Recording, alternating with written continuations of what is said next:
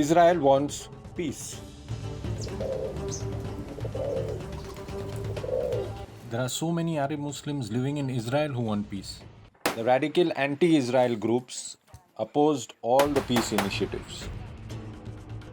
Israel is a sovereign nation and has every right to defend itself and protect itself from its enemies. It would never start any conflict without extreme provocation. All conflict comes at a cost. Israel has extreme religious tolerance, and all religions are allowed to openly practice their faith. For years on end, the faithful have gathered at the Al Aqsa Mosque to pray. There have been no major clashes for so many years. In fact, Israel's security protects these worshippers and prevents any untoward incidents and keeps the peace. How is it even possible that the same security that protects the community decides on a whim and without provocation to enter a holy place and start evicting people who are praying peacefully? So, what actually happened on the final day of Ramadan? Israel's response at the Al Aqsa Mosque was due to extreme provocation. The trouble started brewing when local Arabs protested against the eviction of alleged illegal tenants in the predominantly Arab neighborhood of Sheikh Jarrah in Jerusalem. It was a judgment passed by an Israeli court, and it was the implementation of a legal process. Street protests began quickly, and Jews and Arabs clashed on the streets. Anti-Israel rhetoric was being whipped up. Hamas, a radical organization that were miles away in Gaza Strip, started issuing threats and pushed their violent anti-Israel agenda. Tensions were rising and angers were being fueled by dangerous speeches. On the last day of Ramadan, miscreants started hurling stones from the Al Aqsa Mosque compound on Jewish worshippers praying at the Western Wall below, who were preparing for Jerusalem Day celebrations, which were to follow the next morning. The mosque compound is directly above the Western Wall. The rioters even tried throwing a firebomb, which inexplicably landed on one of the trees in the mosque compound itself, setting it on fire instead of on its intended target. Security forces who were trying to maintain peace were also targeted. The Western Wall and its surrounding area had to be made safe for the Jerusalem Day celebrations.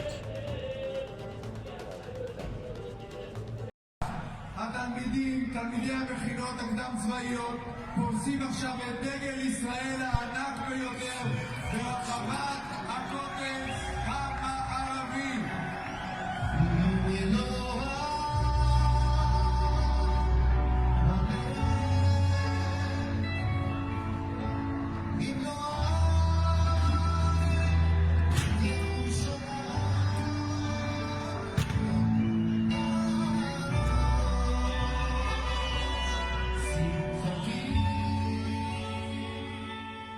The security forces were thus compelled to enter the mosque premises and clear the area of miscreants to further prevent any escalation of trouble to the Jewish worshippers. Amid a barrage of stones being thrown at them and a threat to life and limb, Israeli anti-riot forces cleared the area and evicted the rioters. Extreme provocation led to this step, and the violence had to be over. Hamas by this time had given Israel a time frame by which they had to leave the mosque compound. They warned of violence and strong action if Israel refused to heed its warnings. Israel ignored the Hamas threats. Then it all began. Hamas started firing rockets indiscriminately from the Gaza Strip towards Israeli cities, targeting innocent civilians.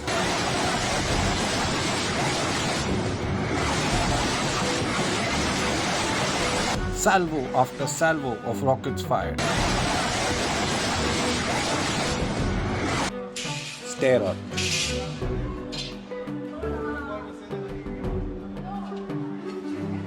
Ashkelon,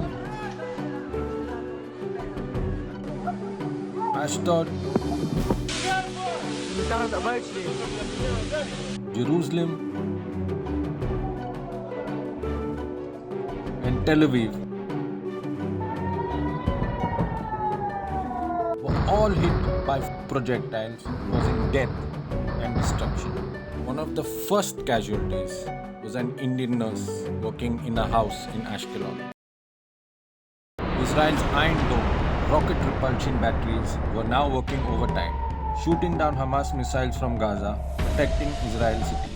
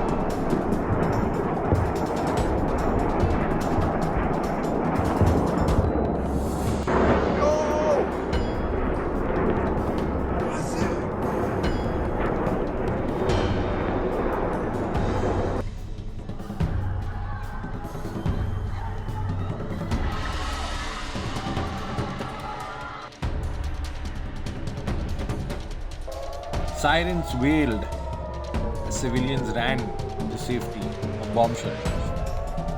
Israel was under attack. Enough was enough. Israel retaliated. It was swift and ruthlessly efficient.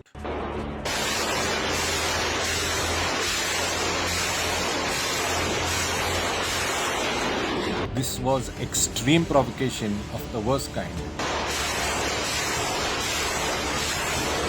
And Israel had to defend its people and its cities.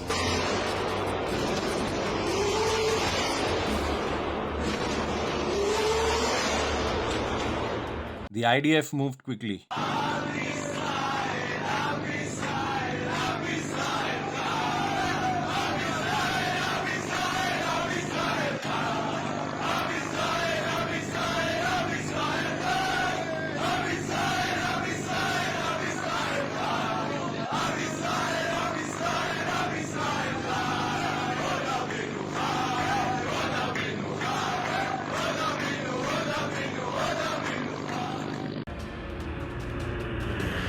The Air Force began its bombing runs and the air raids were absolutely lethal.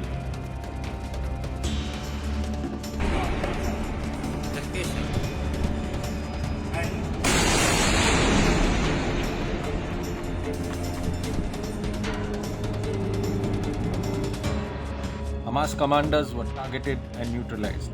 Their fighters were eliminated, and infrastructure housing terror elements were destroyed along with the rocket launching sites.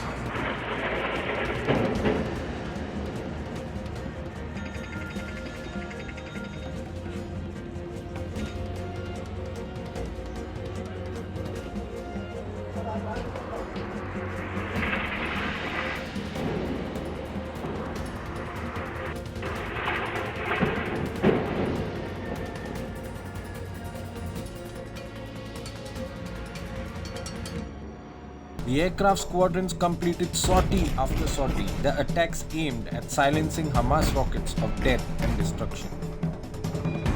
Ground forces by now also moved into positions along the Gaza border, pounding terror targets.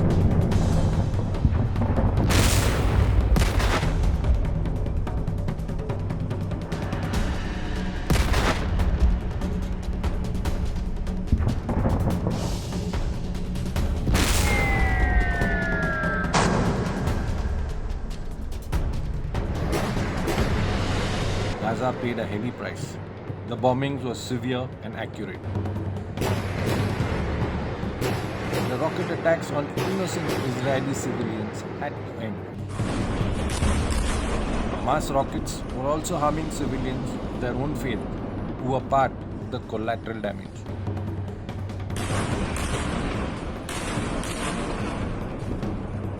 Discretion was overpowered by blind hate.